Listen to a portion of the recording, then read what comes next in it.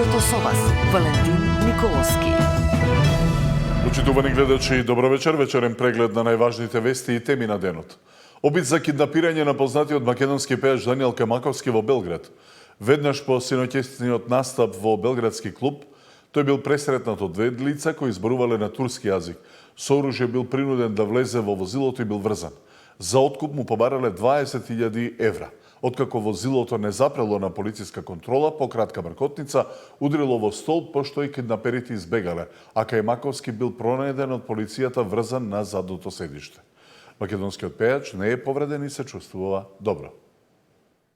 Даниел Кајмаковски киднапиран во центарот на Белград. Драмата се одвивала во раните утрински часови, кога македонскиот пејач завршил со својот настап во популарен ноќен клуб во близина на Бетонхала.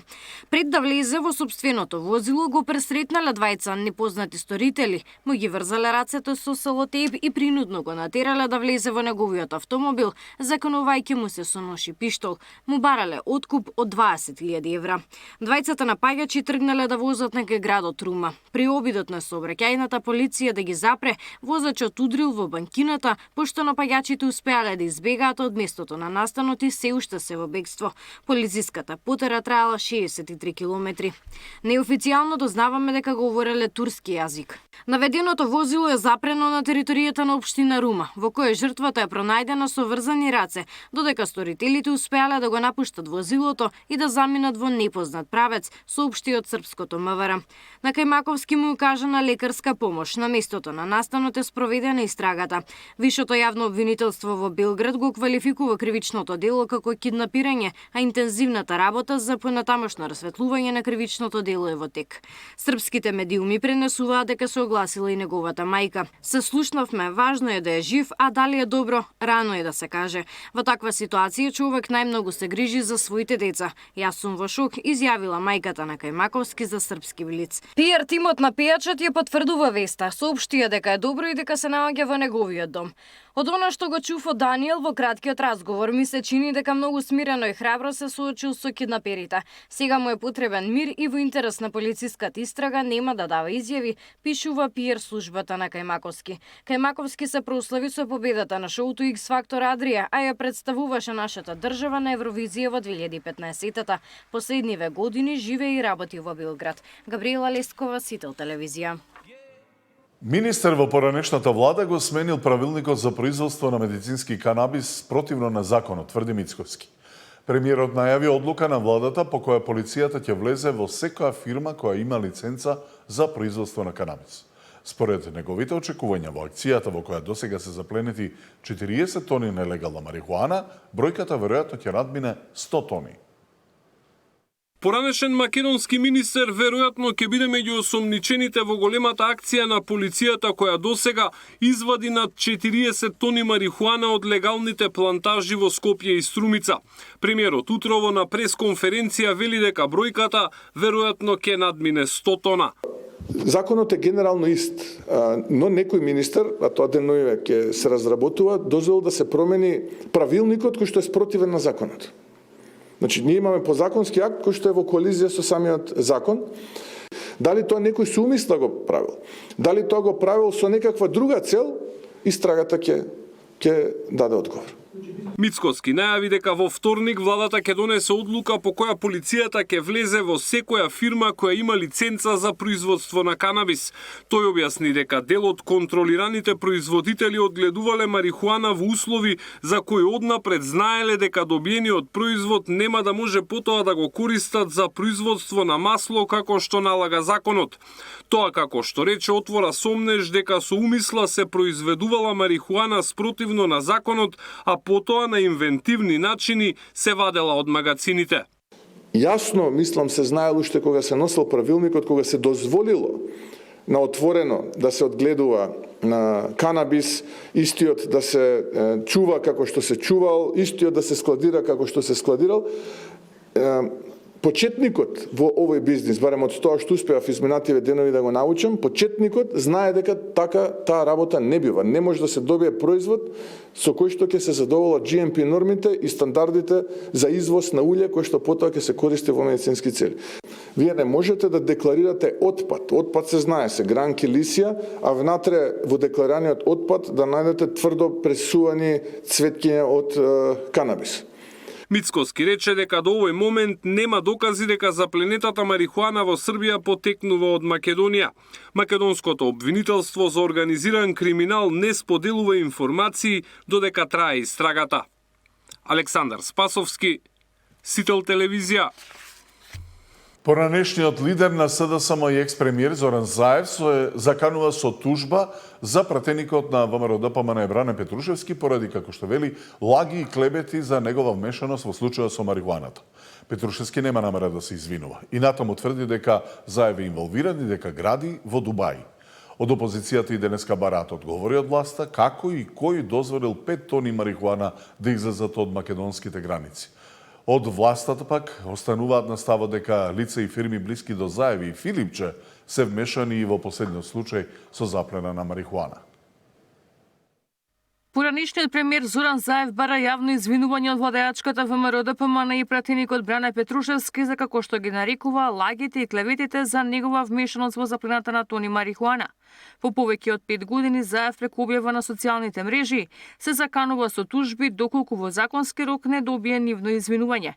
Јавно барам извинување од пратеникот Петрушевски од партијата ВМРО-ДПМН за сите тие лаги, клевети и навреди, вклучително и намерната злоупотреба на моето име во таа режирана драма, околу конфискацијата на десетици тони медицински канабис, поради наводно несоодветно чување и складирање. Безобразна лага е дека сум на кој било начин поврзан со случаите со канабис што беа презентирани пред јавноста. Безобразна и дрска лага е дека сум се јавувал во Царинската управа. Петрушевски му врати дека нема намера да се извинува за ништо. Апсолутно немам намера, ниту чувствувам потреба да му се извинам на Зоран Заев. Напротив, очекувам Зоран Заев да се извини на целокупната македонска јавност за сите милионски криминали кои што ги има правено и да се извини за сите национални предавства и понижувања. Она што е индикативно во неговото излегување во јавноста е тоа што, иако демантира и вели дека немал никаква врска со овој случај со марихуана, сепак во тоа негово описание кажува дека ова било режирана драма и дека запленетата марихуана била наводно запленета заради несоодветно чување и складирање, со што директно се става во одбрана на оние кои што се осомничени. Опозицијата пак бара одговори од власта кој и како дозволил 5 тони марихуана да излезат од македонските граници, обвинувајќи дека скандалот води директно до врвот на власта. Каде се камерите на Сейф Сити? Каде е полицијата? Каде се екипите на мобилна царина? Каде се контролите? Мицковски, Тошковски, Тарчуловски, Бобан Николовски, началници, раководители, инспектори, службеници. Кој се е вмешан и кој дозволил 5 тони дрога да поминат преку граница? ВМРО-ДПМН останува на ставот дека лица и фирми блиски до Заеви и Филипче се вмешани во последниот случај со заплена на марихуана. Факт е дека основоположник на бизнисот со марихуана во Македонија е владата на Заев. Околу 70% од запленетата дрога е на фирма која е во собственост на кадар од СДС, поточно човек близок на Заев. Дополнително, само во текот на вчерашниот ден во Струмичко беа запленети околу 30 тони дрога. Кое е лицето и фирмата поврзани со СДС? Од партијата барат обвинителството да ја истражи поврзаноста на Заев и Филипче со фирмата каде е запленета марихуаната. Ивана Соколовиќ најдова, Сител телевизија. Владата и синдикати на администрацијата денеска постигнаа договор со кој околу 11.000 административци ќе добијат покачување на платите од 40% до 2028 година. Синдикатите и владата се договорија. 11.000 административци ќе земат зголемување на платите од речиси 40% до 2028. Вработените во државната управа, судовите и обвинителствата, годинава и наредните 2 години ќе добијат по 8% покачување, плюс усогласување со растот на минималната плата. За секоја институција ќе се потпишуваат поединечни колективни договори, а за спроведување на зголемувањето ќе бидат потребни околу 10 милиони евра годишно. Имаме и поповолно право, тоа што е подпишано во општиот колективен договор, и еден систем кој што од 2028 ќе гарантира дека овие вработени веќе ќе имаат достоинствени плати за работата што ја извршуваат. Сакам да кажам дека е ова историски момент и голема благодарност за премиерот кој што имаше разбирање во каква ситуација се наоѓаат тие вработени. Ние сме подготвени како влада да седнеме и во овој период до 2028 се разбира, очекувам тоа да биде во пократок период, заедно со двата репрезентативни синдикати, во случајов ССМ и КСС, да седнеме и да испреговараме еден нов општ колективен договор кој што ќе биде единствена алатка врз основа на која ќе бидат исплаќени платите. За функционерските плати да не пораснат над 200 евра. Мицкоски најави дека повторно ќе се спуштаат коефициентите за пресметка. Ова ќе биде трето намалување на бодот за сложеност, откако Уставниот суд ја одмрзна основицата. И сега, како расте просечната, така енормно растат и платите на над 1000 функционери секоја година. Ние не можеме да ги замрзнеме, бидејќи повторно ќе имаме одлука на Уставен суд која што ќе биде во насока на таа претходната, но можеме да ги намалиме. И тоа и ќе го направиме. Тоа ќе повлече нови судски процеси кои што ги прават сега судиите и обвинителите и така натаму, бидејќи и тие спаѓаат во тие коефициенти за избрани и именувани лица. Тоа ќе покрене нови судски процеси пред Уставниот суд, но тоа е што е. Ако не може све да биде идеално, владата не отстапува од ставот дека минималната плата во март ќе се зголеми како што предвидува законот, односно за околу 25 евра. За Мицкоски е неприфатливо државата да ги субвенционира придонесите за минималец од 600 евра, оценувајќи дека бизнис секторот веќе добил значајна поддршка преку низа економски мерки. Од друга страна пак, синдикатите не се откажуваат од зголемување и на минималната и на сите останати плати. Поради тоа, влезовите на собранието ќе бидат блокирани во вторник од 9 часот наутро. Мартин Арсов, Сител телевизија. Така наречениот договор што денеска е постигнат со УПОЗ потврда дека владата на Мицкоски не сака да ја покачи минималната плата на работниците на 600 евра, реагираа од СДСМ. Овој договор се однесува на само мал број административни службеници, околу 10.000, не земајќи ги предвид сите јавни службеници, како на пример вработените во државните акционерски друштва и останатите работници, велат од партијата. А колку од администрацијата не е опфатена со договорот постигнат денеска во владата, беше едно од прашањата за министерот за јавна администрација Горан Минчев, кој гостуваше во Дневникот на Сител. Со овој договор кој што денеска е постигнат, практично се затвара последниот пакет на вработени во јавната администрација на кој што владата им е работодавач. Да подсетам за вас и за гледачите дека досега оваа влада има направено повеќе договори во кои што се опатени сите вработени на кои што владата е работодавач.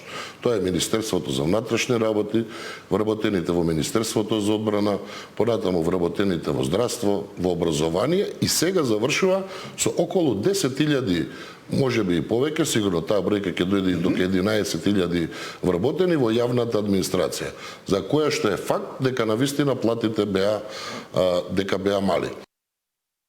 Независниот полициски синдикат во Битола организира марш за еднакво спроведување на законите кон сите сторители на кривични дела, а по заканите за тепање и убивање полицајци.